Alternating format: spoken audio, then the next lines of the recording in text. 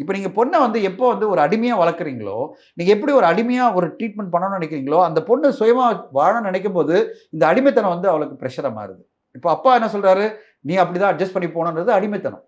அந்த பொண்ணுக்கு சுயகௌரவம் என்ன சொல்லுது? "என்ன அவமானப்படுத்துறாங்கப்பா. நீ குடுக்காத வரதட்சணைக்கு என்ன அவமானப்படுத்துறாங்க."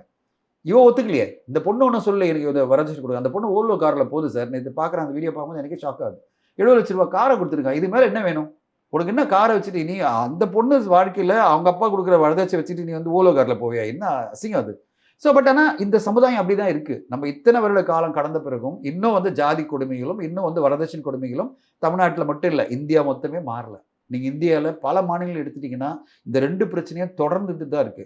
பெண் குழந்தைகள சுதந்திரமா வளர்க்கிறது தான் ஒரே தீர்வு. சுதந்திரமா வளர்க்கிறதுனா, உன் இஷ்டப்படி படிடா.